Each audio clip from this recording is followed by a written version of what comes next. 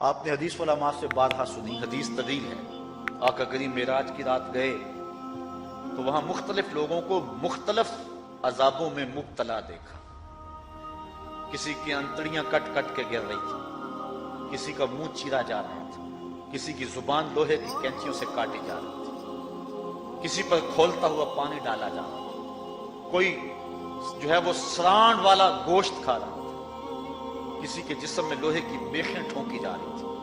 لیکن ایک قوم کو حضور نے دیکھا، ایک بھاری پتھر سے ان کا سر کچلا جاتا ہے اور پتھر کے واپس آنے تک دوبارہ صحیح ہو جاتا ہے، پھر کچلا جاتا ہے۔ حضرت جبریل امین سے حضور نے فرمایا کہ یہ کون لوگ ہیں؟ یا جبریلو من ہاؤلائے، یہ لوگ کون ہیں کہ ان کے سر پتھروں سے کچلے جا رہے ہیں؟ قال ہاؤلائے الذین تثاقلت رؤوسہم عن الصلاۃ المکتوبہ، کہا یہ وہ بد نصیب لوگ ہیں کہ فرض نمازوں سے جن کے سر بوجھل رہتے تھے، نماز پنجگانہ فرض بھی نہیں پڑھا کرتے تھے، یہ وہ بد نصیب ہیں، آج ان کے سر کوٹے جا رہے ہیں۔ یہ تھوڑی سی زندگی ہے، تھوڑی سی زندگی، 60-70 سال بڑی زندگی ہو وہ مگر نصیب ہو جائے تو پتہ نہیں ہے کہ کل ہمارا آنے والا کہاں ہے۔ کتنا غافل اور بد نصیب ہے وہ شخص کہ جس کو سجدہ نصیب نہیں۔ سجدہ تو بندگی کا نام ہے۔ زندگی آمد برائے بندگی، زندگی بے بندگی شرمندگی۔ بندہ تو ہے ہی بندگی میں۔ کسی شخص نے راستے میں جاتے جاتے چائے کی پیالی پلا دی ہو نا بازار میں، تو ہم جب بھی اس گلی سے گزرتے ہیں اس کو سلوٹ کر کے جاتے ہیں، السلام علیکم۔ یار اس سے بڑے سلام لیتے ہو، یہ بڑا محبت والا، بڑے اخلاق والا ہے۔ یار جس نے چائے کی پیالی پلا دی ایک مرتبہ، اس کو تو جاتے آتے سلام کر کے جاتے ہو۔ جس رب نے زندگی بخشی ہے، جس رب نے جو ہے وہ ساری بہاریں عطا کی ہیں، اس کے حضور میں جھکا جاتا ہے۔ کتنا متکبر شخص ہے جو اللہ کے حضور میں جھکتا۔ اللہ اکبر، کہا یہ وہ بد نصیب لوگ ہیں فرض نمازوں سے جن کے سر بوجھل رہا کرتے تھے۔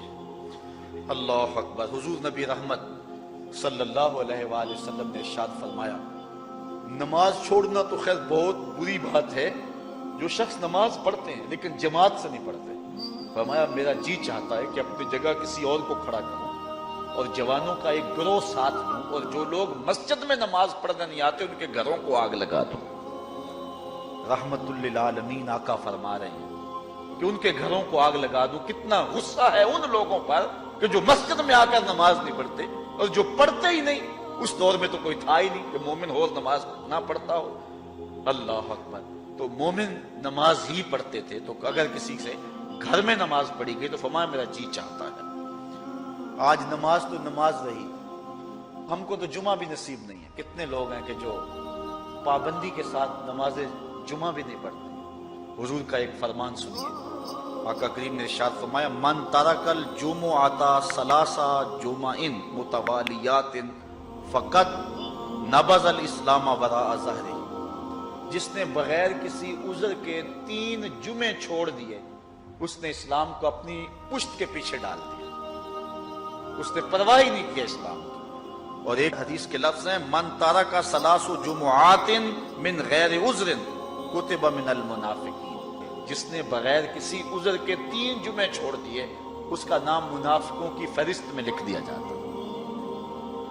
اور ایک حدیث کے لفظ اس حوالے سے ہیں، من ترک ثلاث جمع تہاونا بہا طبع اللہ علی قلبہ، جس نے سستی کی وجہ سے 3 جمعے چھوڑ دیے تو اس کے دل پر اللہ غفلت کی مہر لگا دیتا ہے۔ یہ وہ بد نصیب شخص ہے کہ جو نماز جمعہ چھوڑتا ہے۔